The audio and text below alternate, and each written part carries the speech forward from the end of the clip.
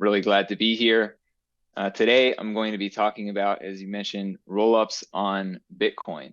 So last year, I was given the opportunity to produce a report sponsored by the Human Rights Foundation looking at validity rollups on Bitcoin, how they could be built, how they would work, what would be the benefits to Bitcoin users, and some of the risks and trade-offs. And today, I'm going to give a quick overview of what rollups on Bitcoin are and what are some of the benefits that they can bring to Bitcoin users. So first question is, what is a rollup? A rollup is a blockchain that stores its transaction history inside the blocks of another parent blockchain. This is the basic idea. You've got the parent blockchain that's running along in orange. And for each new rollup block that gets produced, it goes into the block of the parent blockchain. And then that process repeats for as long as both blockchains are running. They just run alongside each other, and the blocks of the rollup go inside of the blocks of the parent blockchain. Pretty simple concept.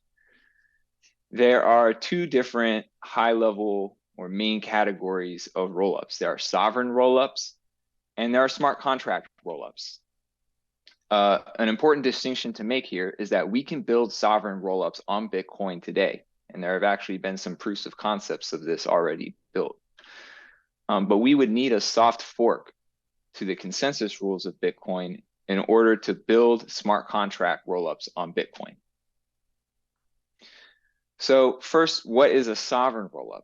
So a sovereign rollup is a layer 1 blockchain that stores its blocks inside the blocks of another parent blockchain. This sounds very similar to the general definition of a rollup. So the important thing to emphasize here is that it's a separate layer 1 blockchain. So what are the features that a sovereign rollup has? Well, it can have a custom execution environment that is different than the execution environment of the parent chain. But it has the same double spend resistance as the parent chain and the same data availability as the parent chain because it's storing its blocks inside of the blocks of the parent chain. So the same level of double spend resistance that the blocks on the parent chain get, the blocks of the rollup get as well.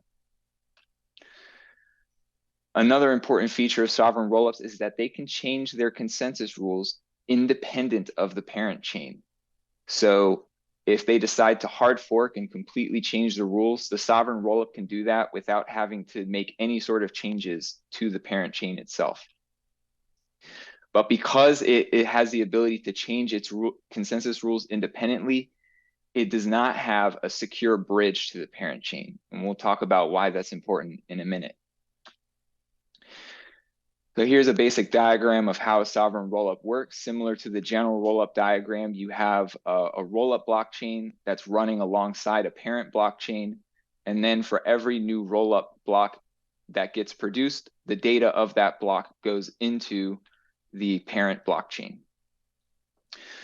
So then what is a smart contract rollup? This is the other type of rollup.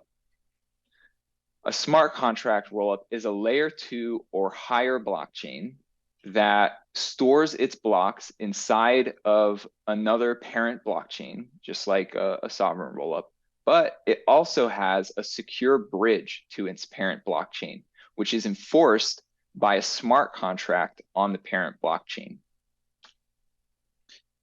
So like a sovereign rollup, a smart contract rollup, you can have a custom execution environment that's different than the execution environment of the parent chain. It has the same double spend resistance and data availability guarantees as the parent blockchain. And it has a secure bridge to the parent chain so that assets can securely move between the parent chain and the rollup chain and then back to the parent chain again. However, because it has this secure bridge that is enforced by a smart contract on the layer 1 or a parent blockchain, a smart contract rollup cannot change its consensus rules independently of the parent chain. In order to change the consensus rules of a smart contract rollup, you would actually have to hard fork or somehow change the consensus rules of the parent blockchain as well. So the security and the consensus of these two blockchains is intricately linked together. And that is what gives the smart contract rollup its secure bridge capabilities. So again, we have a diagram showing the rollup built on top of the parent blockchain. We can see that there's a two-way bridge so that assets can move back and forth. And we can see that the data of the rollup blockchain is getting stored inside the blocks of its parent blockchain, which gives it that strong double spend resistance and data availability guarantees. So there are two different types of smart contract rollups that you'll probably hear about: optimistic rollups and validity rollups, which you might also hear being called ZK rollups. You can think of those as synonyms, though, used interchangeably. So the main differences between optimistic rollups and validity rollups when it comes to these smart contract rollups are that with optimistic rollups, the block confirmations, when a new block on the optimistic rollup is created, the confirmation is actually delayed for a period of time. And that delay gives nodes the ability to check and see if the block is actually valid. And if they find that the block is not valid, then they can try to get a challenge transaction confirmed on layer 1, at which point the block will actually be verified, and we find out whether the block is actually going to get confirmed or not. But the block confirmations are delayed for that full challenge period. As a result, the bridge security actually relies on the honesty of the majority of parent chain block producers, or if it's a proof of work blockchain, the hash power majority, as it's called. Validity rollups, in contrast, have block confirmations that are not delayed. So as soon as a validity rollup block gets produced, it gets a transaction that goes into a layer 1 block. And then once that transaction is confirmed in the layer 1 block, the validity rollup block is confirmed. So you get a full confirmation that is just as strong and secure as the confirmation on the layer 1 block itself. And these blocks are cryptographically verified by parent chain full nodes using a type of technology called a validity proof, a cryptographic validity proof, which is basically a string of data somewhere between 1,000 to a few 100,000 kilobytes in size, or bytes rather, 1,000 bytes to a few 100,000 bytes in size, which computers can very quickly and efficiently verify, which makes validity rollups cryptographically secure and easy to run on a new blockchain without imposing new or heavy computational load on those new blockchains, the parent blockchains. And because we have this cryptographically verified, these cryptographically verified blocks, the bridge security between the validity rollup and its parent blockchain is trustless. So you can move assets between the parent blockchain and a validity rollup, and then back to the parent blockchain completely trustlessly without any sort of new trust assumptions for the people who are using that validity rollup. Your assets are just as secure on a validity rollup as they would be if you were holding them directly on the parent blockchain. So just a quick visual diagram of the differences. You've got the sovereign rollup. It does not have a secure bridge, but it does have consensus independence, a custom execution environment, Bitcoin grade data availability if it's built on top of Bitcoin, and Bitcoin grade double spend resistance. And with a smart contract rollup, you do have a secure bridge, but it doesn't have consensus independence, and it has these custom execution environments, Bitcoin grade data availability, and double spend resistance. So this kind of shows you the trade-offs of these two different models. So my research focused specifically on validity rollups. So I'm going to talk mainly about the benefits of validity rollups for Bitcoin. So smart contract rollups, and in particular validity rollups, can make Bitcoin more scalable, more programmable, and more private. To break these down a little bit, when we're talking about scalability, we can have up to 250,000 transactions per block versus today's average of somewhere between 2,000 to 3,000 transactions per block. This would be obviously a very, very big scalability improvement for Bitcoin. And again, because validity rollups are trustless, this is without any sort of loss of security for these transactions.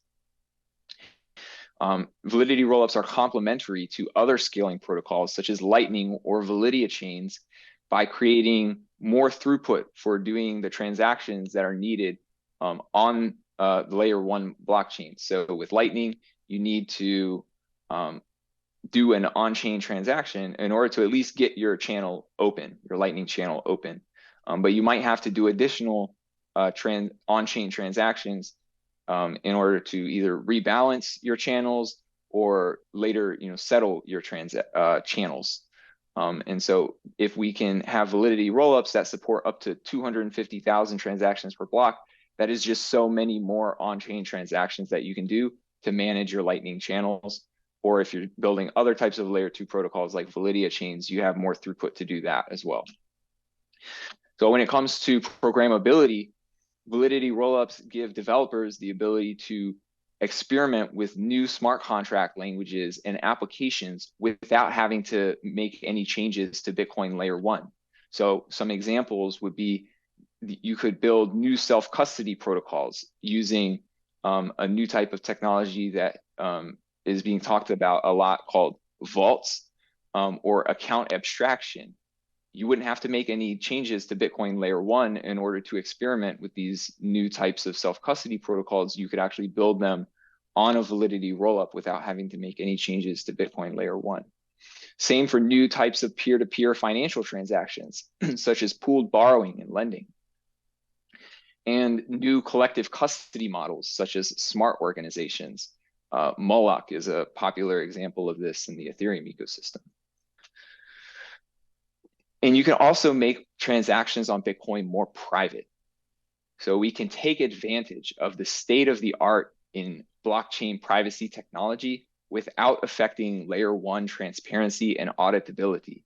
We could build a validity rollup that has opt-in end-to-end encryption for Bitcoin transactions, which would give users near perfect privacy, encrypting the sender address, the recipient address, transaction assets and amounts.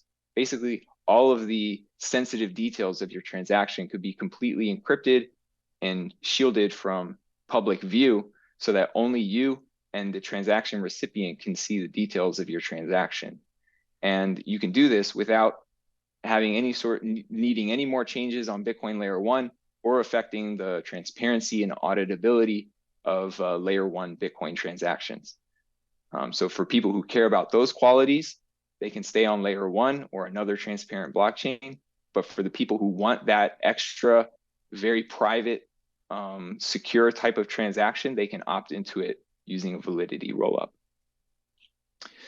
So that's my overview, and I'm happy to answer any more questions about rollups on Bitcoin in the Q&A portion. Awesome, John. So I think we are moving to the fireside chat portion. I'm Will Foxley, the host of the Mining Pod, which John was actually a recent guest on the show. So great to see you again. We only have a few minutes here, so let's just dive right into the conversation. Let's go from technical and then go to the social layer. I think technical is a nice place to start. Let's talk about like what sort of proof would be best for Bitcoin. Bitcoin has a very unique place in the crypto atmosphere, right? They want things a certain way. They want things done a certain way. They want like minimized trust. They want very high guarantees. Out of the things that you were just talking about, describing to us, what do you think is the best for Bitcoin to possibly approach? Yeah, I think validity rollups tend to be the most the type of rollup that's maybe most aligned with Bitcoin values. So they're cryptographically secure, they're trustless. Depending on the types of proofs you use, if you use like Stark proofs, for example, even your like mathematical security assumptions aren't any different than the mathematical security assumptions that we already use for Bitcoin. So yeah, I focus on validity rollups because, looking at the landscape of options that are available, I find that validity rollups are, most closely aligned with Bitcoin values.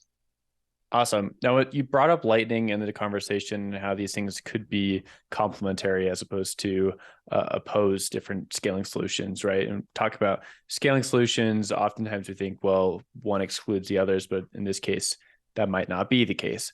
Can you explain that a little bit more and how like Lightning users should maybe be in favor of actually this new product? Yeah.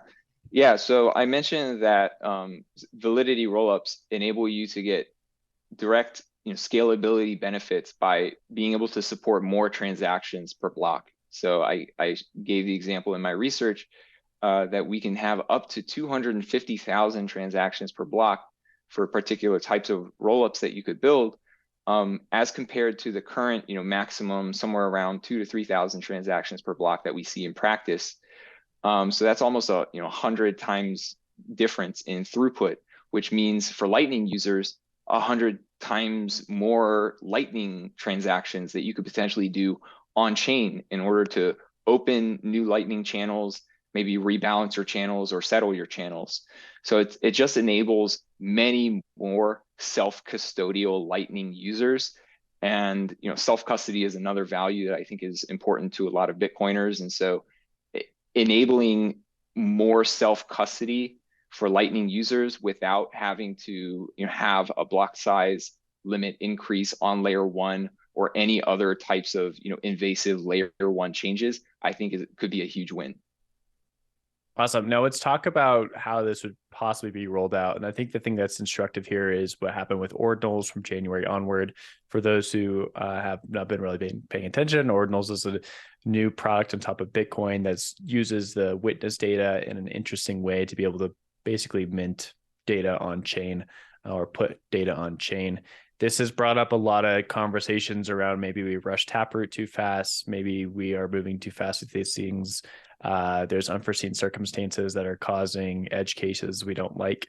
How would you see this conversation with rollups progressing, given that there's going to be a lot of pushback on adding any sort of technical debt to Bitcoin? Yeah, so I think it's important to look at both the benefits that I've been talking about, as well as maybe some of the risks and trade-offs. And my report at bitcoinrollups.org kind of goes into this in detail.